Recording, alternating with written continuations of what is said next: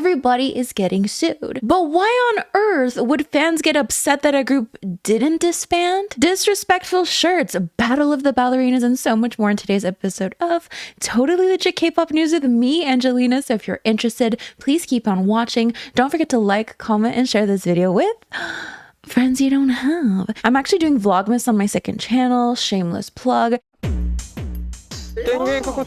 Every day I wake up and it's like, okay, so-and-so involved in the Hyein versus Ador feud, or rather Hyein versus NewAdor, or Hyein and NewAdor versus NewJeans. Someone involved in that is getting sued. So-and-so is suing so-and-so. Dispatch is always involved somehow. A Dispatch released this. Oh, now Dispatch is getting sued because they released that.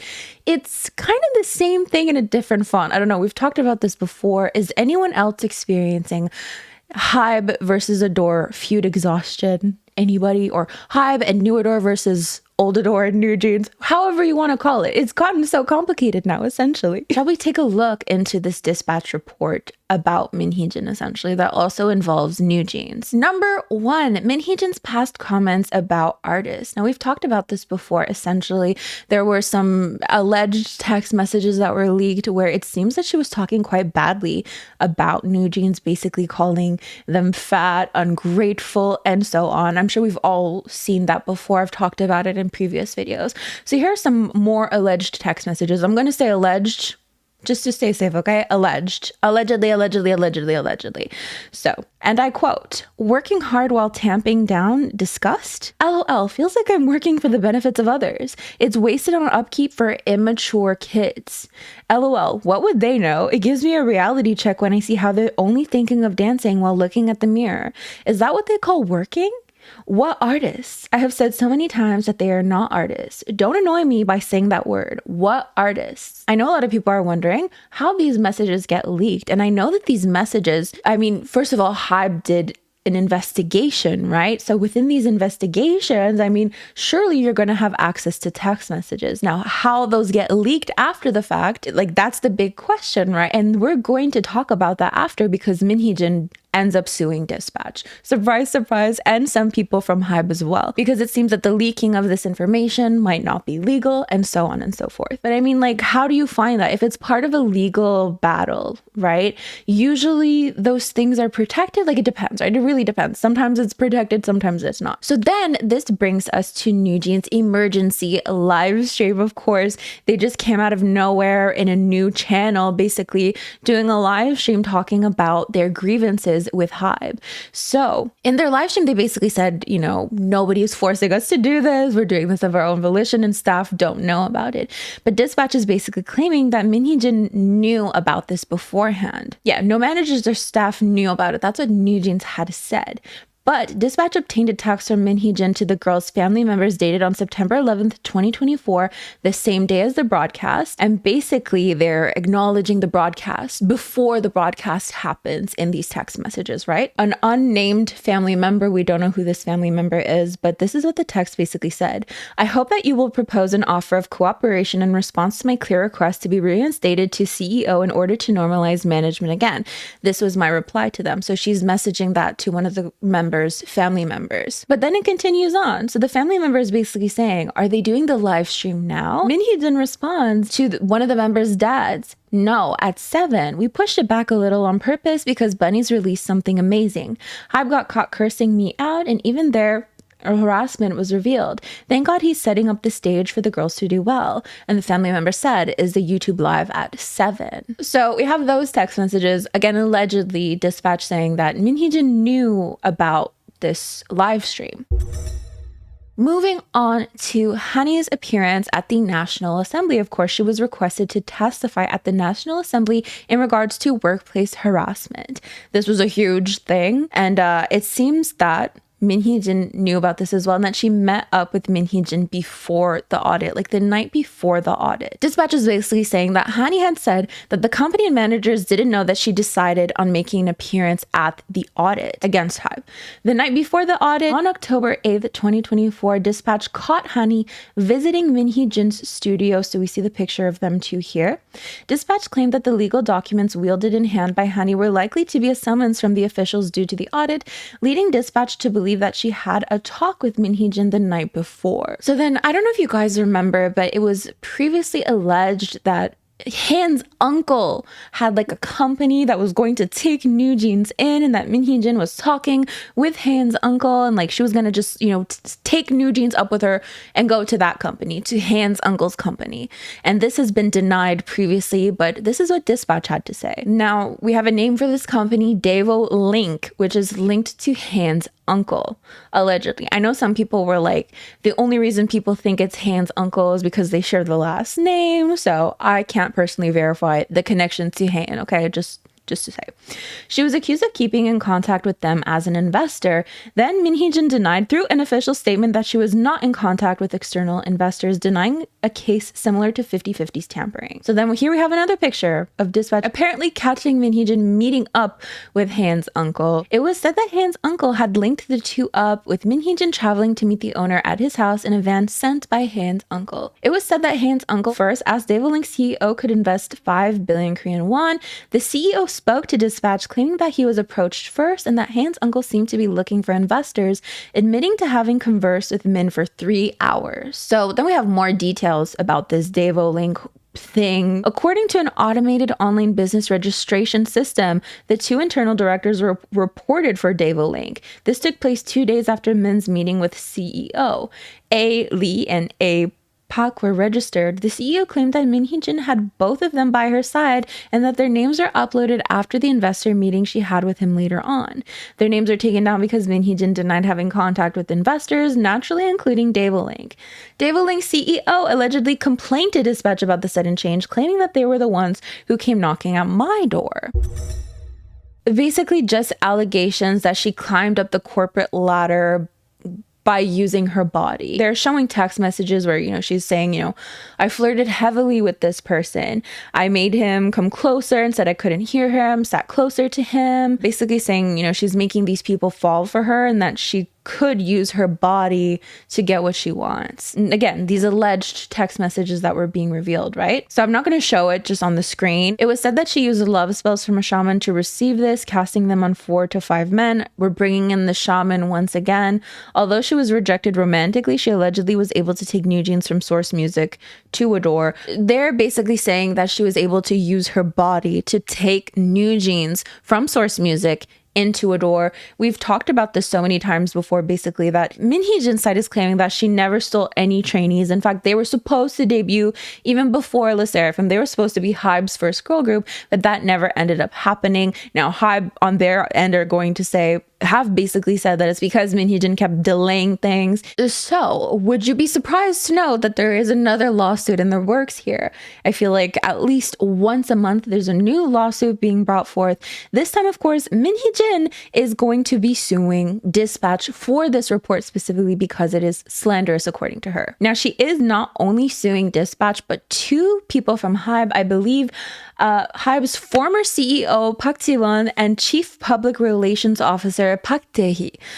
So the CEO Park Ji-won, you might know him because when we were talking about the Dan World accusations, actually people were accusing NewJeans' song ETA of specifically mentioning former CEO Park Ji-won. Ji-won이 dun dun dun dun dun 그날. Do you guys remember that? That was such an interesting video to make. That was probably my favorite video on all this because it was just like cult accusations and like looking into songs like, oh my god, is literally about Dan World. That was my favorite, to be honest. But anyways, Min Hee-jin's representatives filed a complaint against Dispatch reporters with the Yongsan police station on charges of violating the Act on Promotion of Information and Communications Network Utilization and Information Protection, intrusive acts on information and communication networks, etc. If that's a law or an act, that's a long ass name for an act. So of course, we're not going to read the whole thing. You can pause to read the whole thing if you would like to. Again, like I mentioned, she's filing charges against former Hybe CEO Park Ji-won and Hybe CPO Park Tae-hee for violating the Act on Promotion of Information and Communications Network Utilization and Information Protection, parenthesis, intrusive acts on information and communication networks, etc. That is definitely a mouthful, oh my god. And against Dispatch reporters Kim Si-ho and Park Hye-jin for violating the Act on Promotion of Information and Communications Network Utilization and Information Protection, parenthesis, defamation. That, oh my god, that's so many mouthfuls here. Continuing on with what her legal representation is saying about this. Since April, the accused Park Ji-won and Park Tae-hee have actively utilized illegally obtained private conversations, adding false information to create negative public sentiment about former CEO Min Hee-jin. This seems familiar to me again. I feel like this has happened more than once. But yeah, this feels familiar again, like taking private information and spreading it to make her look bad. I feel like I've read those words word for word previously. So Dispatch reporters Kim Ji-ho and Park Hye-jin, fully aware of the intention behind this, have continuously defamed Min Hee-jin by publishing false reports under the pretense of journalism. Even today, Kim Ji-ho and Park Hye-jin wrote articles that are entirely unrelated to the truth, adding their own speculations to one-sided claims without any verification, producing false content. That's basically the summary of the lawsuit that is happening right now, among many, many lawsuits. As for K-netizens, it does seem that they're still supporting Min Hee-jin. Again, these are, we're reading some comments. Not every K-netizen is going to think this way, and I need to point that out. And now me reading pro Min Hee-jin comments does not mean anything. It has nothing to do with my personal thoughts on the situation, and it has nothing to do with what I think of Le Sserafim, because I know somehow that's going to be brought up. Just to clarify, I do not hate Le Sserafim. Anyways, let's read some comments again. They're not reflective in any way, shape, or form of everybody's opinion on the situation at all. Why should Min Hee-jin stop NewJeans from leaving Hybe? They're making it so effing obvious that Dispatch is working for Hybe, lol. That media play. Pathetic. If they're unhappy, just file a lawsuit. Create your own thing. Investigate Bang Si-hyuk's 400 billion Korean won instead, lol. We're not curious about Min's private life.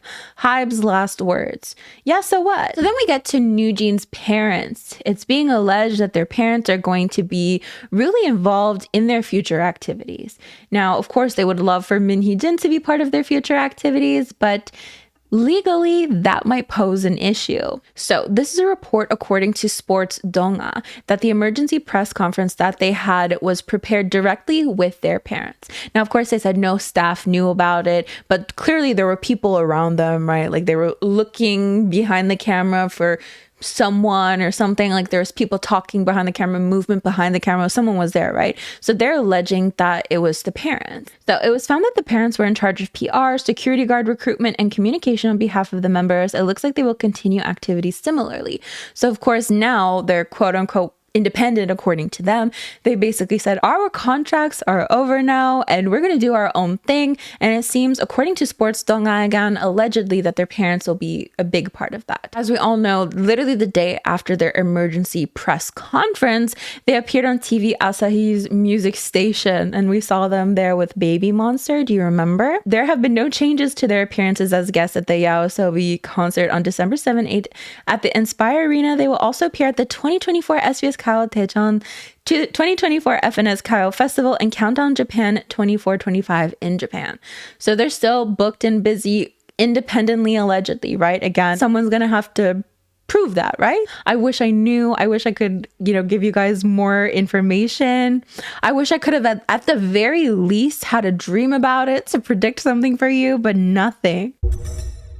So amongst all of this, we now have rumors that Ador is gonna debut a boy group. So this is the picture that I guess was released in 2023, Ador Global Audition, The Real Hype Boys. I saw this and I didn't see the 2023 one. So of course this was posted way before all this happened. I thought this was posted recently. I was like, oh, that's bold. The Real Hype Boys after all this? That's a little wild, right? So again, we're going to be reading some netizen comments. Of course, this is not representative of everybody opinion. Ador without Min Hee-jin is just Hybe. Honestly, if it were me, I wouldn't even want to debut there. It's just another Hybe idol group. I have no expectations. Min Hee-jin's entire team is left anyway, so it's just another Bang Si-hyuk boy group, lol. LOL, not interested. It's just a Bang Si-hyuk boy group. People are expecting a Min Hee-jin boy group, but Ador's boy group is basically just a Hybe boy group. Why do they even bother with the label system, lol? They're probably trainees who were originally at Ador. What a disaster for them, sigh. So a lot of people are thinking that, Min Hee-jin's vision is not going to be within this boy group, so they're not interested. But of course, let me know what you think. And again, it's a rumor. It's a rumor. I don't know if they're amongst all of this mess, they're really going to be like, hey, let's debut a boy group. That's going to go over so well. So, of course, that is where we're at yet again with the Hybe versus Ador feud that turned into Hybe and NewAdor versus Old Ador and NewJeans and Minhyejin and the whole shebang. So, what do you think? Let me know in the comments. Every time a group is ready to like either re-sign or not re-sign their contracts, everybody gathers around and they're like at the edge of their seats waiting for something good. Of course, people want their groups to re-sign. They do not want the risk of disbandment. Who would want that, right? So when I-dle announced that they were not disbanding, why is it that I saw so many people disappointed? Not that of course they would want their group to stay together, but they were like, doesn't I-dle hate Cube? Wouldn't they have wanted to leave Cube? Why are they re-signing with Cube? Of course, with the, this understanding that they would have all left together, probably joining Soojin on their way out, right? That was the whole plan. That's what I saw a lot of people talking about. So now we have so many people just conflicted about this. Yes, I-dle re-signed, and it's like, okay, cool, wonderful, amazing, great. But also Cube. Here's what Soyeon said to announce that they resigned with Cube. There have been many articles about my contract with the company expiring, which would lead to I-dle disbanding. But I can tell you that not just myself, but all 5 of us have renewed our contracts. So she said this at the Melon Music Awards. And again, I'm not saying that nobody was celebrating. Of course, so many people were celebrating. They love I-dle, but there were some people who were like, something's not adding up here. People were pointing to evidence that basically the girls hate Cube. Well, haven't they shaded Cube so much in the past? So why would they resign if they don't like this company? Other people also saying that like they were joking. They were clearly joking. They don't actually hate Cube. It's just like a funny thing. Like if people say bad things about JYP and they're from JYP, it's just like a marketing strategy, shall we say. So they don't actually hate Cube, but it's just interesting. It's just really interesting. So I actually made a short about this. So let's read some comments. Yesterday I filmed 2 shorts. And I didn't put any makeup on. And I mean, okay, maybe I did look a little bit red, but I got some comments that are like, did you have hives? Do you have an allergic reaction? Did you get a sunburn? Are you okay? And I was like, oh, is it that noticeable? Like, can't a girl just have rosacea? Can't a girl just be red in peace? Is it a crime to look like a tomato? Here we go.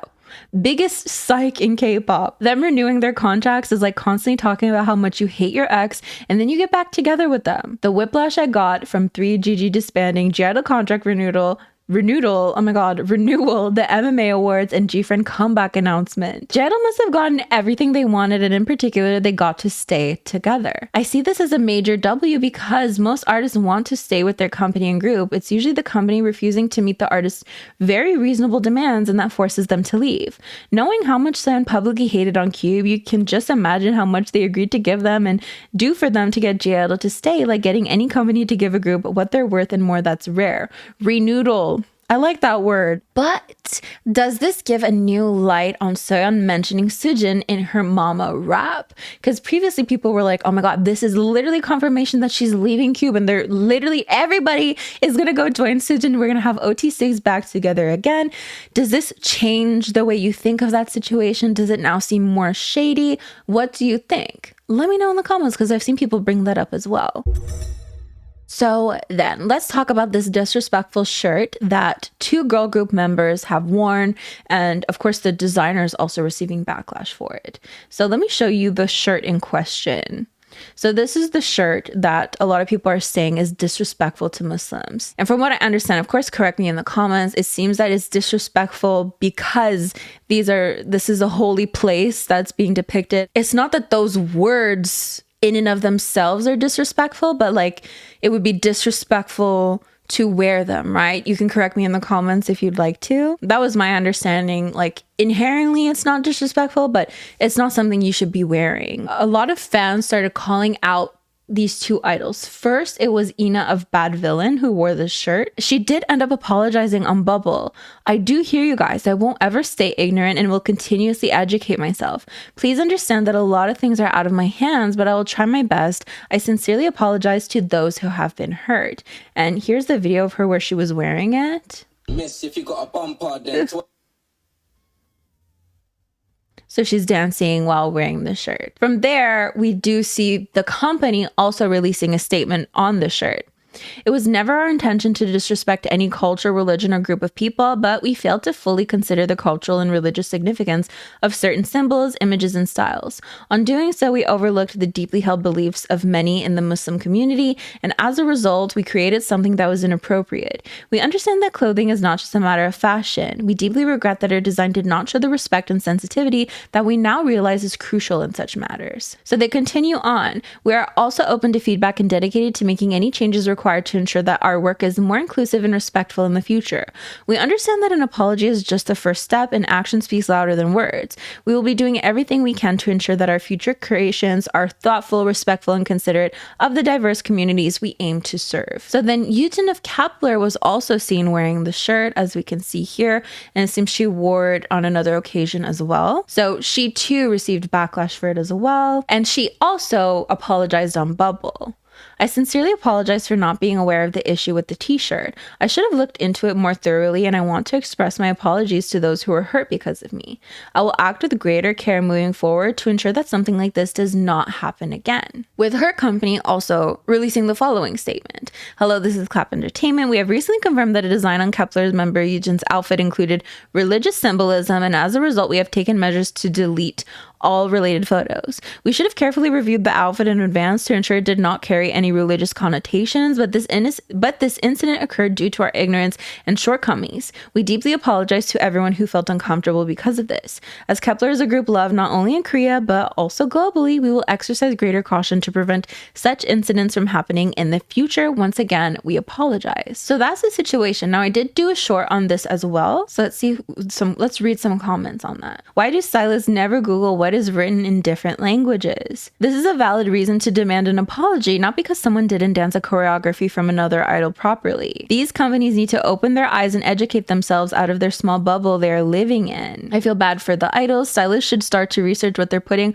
on these idols and respect different cultures. This is no joke. They need to educate both their stylists and idols. But that is basically the story, of course. Let me know what you think in the comments.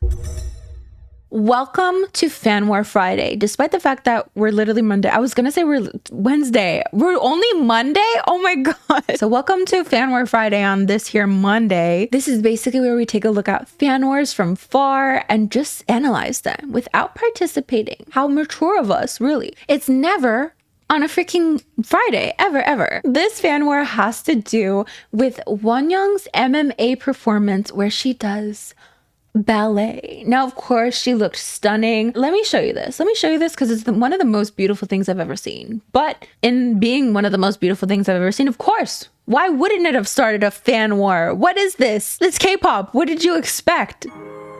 Let me mute this, actually. I put my earphones on to mute it. Look at her. Wait. I know I stopped it, but you just need to prepare yourself for this. Oh my god. Do you see that leg? Look at how straight her leg is. And mind you, she's not even wearing point shoes, but it looks like she's wearing point shoes. Like, those shoes give the illusion of point shoes, don't they? So beautiful. Anyways, look at her. And I'm not a ballerina. I've never done ballet a day in my life, but I am a ballet fanatic. Like, I love watching ballet. Like, this just seems right to me. I don't know. Look, she's being swung in the air. I mean, of course, it's Wonyoung. You know, though that was only 38 seconds of our lives, I'm sure we've all been changed. We've all been changed, right? These fan-taken pictures are just so beautiful. Like, you see this shoe, and it just looks like a point shoe when she perfectly extends her legs straight out like that. Open image in new tab, so we could just appreciate the leg. Appreciate the leg. So from there, you know, of course, since it's ballet, somehow Kazuha is being dragged into this. And in her being dragged into this, of course, there's some people just, you know, simply praising Kazuha.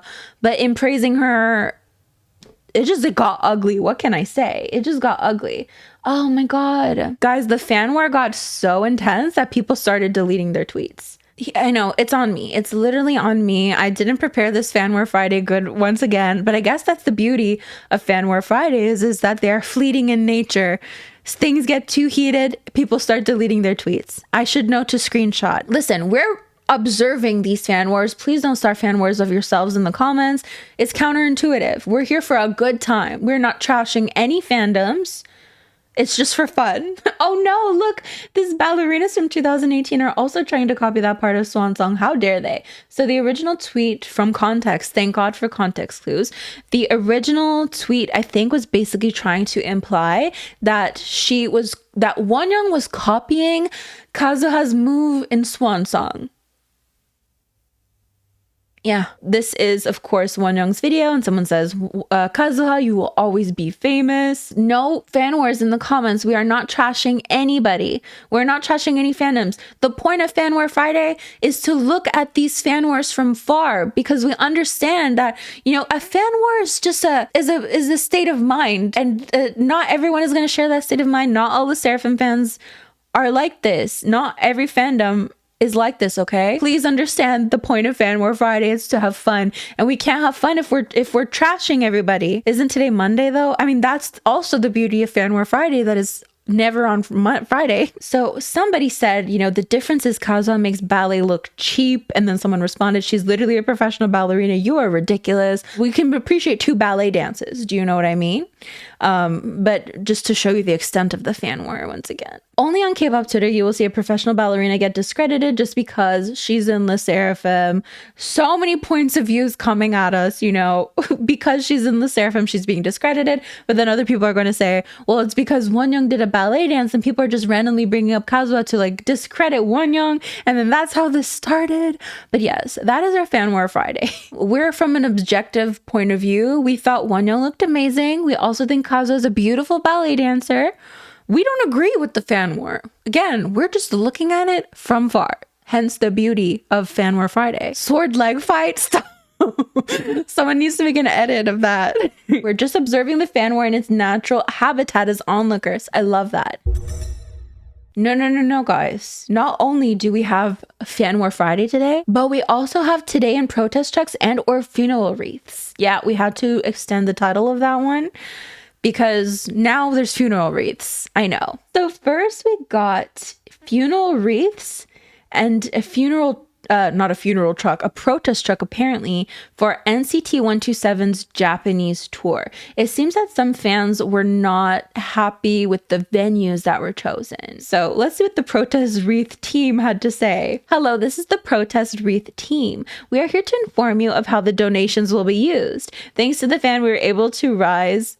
What am I saying? Oh my God, rise. Thanks to the fans, we were able to raise 2,850 USD. The usage ratios are as follows. Wreath costs 74%, truck costs 20%. So they're doing both. Like they're doubling down.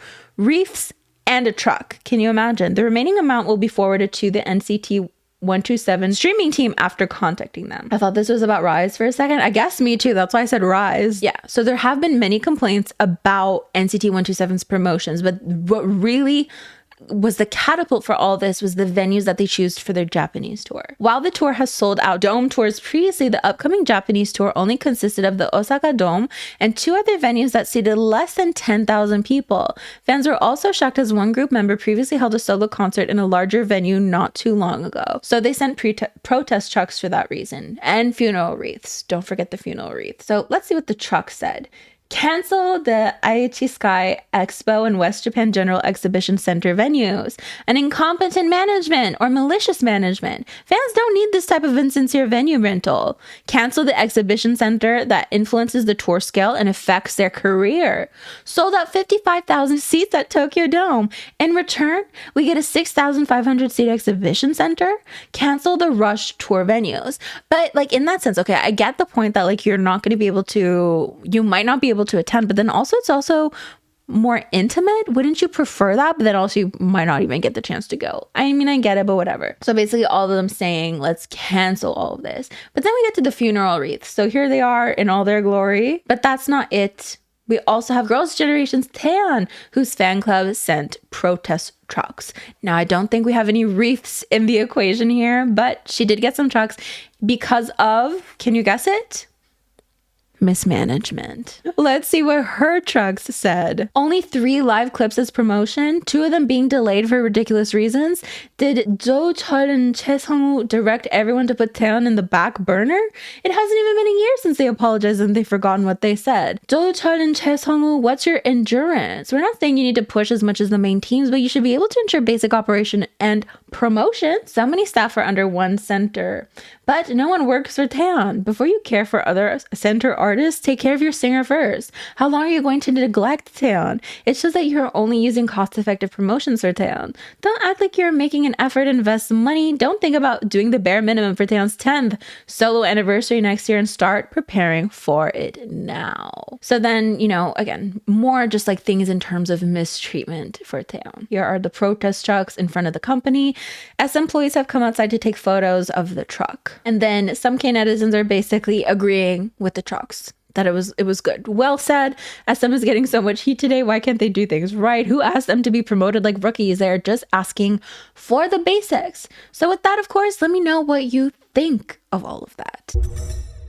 So let's move on to Kpop Shenanigans, which are basically fun little things that have happened in K-pop recently and or quick news. First, in our quick news, it seems that Treasure is reorganizing their leaders. So YG made an announcement video, and no, you're not going to trick me into talking about him announcing for the 17th time that Blackpink are going on tour and everyone acting like this is the first time they're hearing about it. No. But anyways, he basically said in the video that they're going to change leaders every couple of years. How many times is About Music or Pop Base gonna tweet that Blackpink are confirmed to have a comeback in 2025 and going on a world tour? We know. Anyways, it seems that Jihoon and Hyunsuk were the group's leaders. Now, someone can explain it. I guess Treasure is kind of like split into 2. That's why there's 2 leaders. That's my understanding of it. So now we have Junkyu and Asahi who are going to be the new leaders of Treasure. So then NewJeans and Baby Monster were pictured. Well, they were on a show together and people are just really happy about that. People were creeped out by the crowd at the Melon Music Awards because it seems everybody had these professional cameras. And then lastly, on the MMAs, it seems that they cut out Suga from their BTS video. So they did like a video, I guess, honoring BTS, and they just like cut him out. We need to mute it. So like in all the clips you're gonna see, you just won't see him. So yeah, netizens are just discussing that he wasn't there. And then in comeback news, we have IVE, who have confirmed a comeback for January, and also G-Friend. G-Friend are gonna have a pre-release soon, so that's pretty exciting. And I completely forgot to mention this. It seems YG will debut a new group in 2025 as well. Personally, I'm not gonna hold my breath for this, but speaking of things I've been loving recently, still the Wicked soundtrack. I don't know if I could, obviously Defying Gravity is probably top tier, but I really like Popular, What Is This Feeling, and No One Mourns the Wicked. I saw a movie called Out of My Mind. I thought it was really good. It's this girl, this teenager with cerebral palsy, and she can't speak, but it's like in the early 2000s, so like the technology is not that great, but like, well, I don't want to spoil it too much, but I'll just show you the picture. Out of My Mind. It was really touching and really good. I've been liking that movie. I've also been watching Silo, and I didn't know that the 2nd season is not like completely out. So Silo is basically like this underground silo that people live in, but they don't know their past. They don't know what's outside. Like obviously it's like a dystopian. They don't like, outside's not safe, and it's based on that. But yeah, go follow me on my 2nd channel because I'm doing Vlogmas. My K-pop dream. Okay, so the last dream I had was basically that I got rid of Kevin and was so sad, and Jongho was there, and that's all I wrote. But then this dream, I dreamt that someone from my mom's work just walked into my house, and I got so mad. I tried kicking her out, but I felt bad, and I helped her with whatever. But she was looking around, which made me paranoid. Like, why are you looking around? That's suspicious. And suspicious, I had reason to think it was suspicious because she turned into an old school acquaintance of mine, which this acquaintance, do you remember on Facebook there was this thing where you could like answer questions about people, and then for you to find out the answers that people had, you had to answer questions too. And someone answered that I wouldn't look good in leggings, so I answered all these questions to find out who said that, and it was that girl, by the way, who thought I wouldn't look good in leggings. It was her. But then Jesse Pinkman from Breaking Bad and his friends was trying to break into my house house. And I was calling my mom and she never came. So I grabbed my laptop and everything important and I escaped, and AT saw me running, and that was it. You tend to only report the bunny's view on things as candid opinions. I mean, no comment section is ever going to be good enough. No comment section is ever going to be reflective of everyone's opinions. And that's why I try to drive that point home. This is not reflective of everybody. There are K-netizens who are against her, who do not like her. You know what I mean? Like, we're just reading comment sections for fun. This isn't the story. This isn't the end all be all of the story. This is just for fun. So no comment section is ever going to be perfect. So I do try to get different comment sections, but then I promise you, if I go on Twitter and I'm reading anti-Minheejin stuff, you guys are gonna be like, oh my god, I can't believe you're platforming that person. That person's horrible. I can't believe. Do you know every single tweet they've done? So it's never going to be perfect. I will take into consideration your criticisms for sure, but like, also, like, I don't know. Thought you said I'm not biased, but you do seem biased. I mean, at the end of the day, I'm still literally giving my opinion on stuff. I try to give you the news. I try to be unbiased, but like, I still want to share what I think. It's still my channel. I'm still literally just a girl in her room talking to you guys. Do you know what I mean? So where do you want me to find these comments specifically? Like, I didn't do a short about this beforehand. Like, I'll probably do a short after this, but then that's too late to find the YouTube comments on it. Like, give me a suggestion and I'll totally follow through. If you guys don't like these comments, like, why would I read comments that all of you hate? But I don't think all of you hate it. Just a few people hate it, but I don't know. Let me know. Do you guys hate when I read the comments? And if so, like, what's a good alternative to that? I'm so sorry that people are reacting like this. I'm not even like, it's a conversation, really. It's a conversation. I don't mind having this conversation. I don't feel attacked. I don't feel like anything. That is basically it for today's video. Thank you so much for joining me. Don't forget to like, comment, and share this video with friends you don't have. These are the lovely individuals who help support my channel. And without further ado, oh my god, as for me, I'm gonna get going. So I'll see you guys next time. I already said that. Anyways, bye.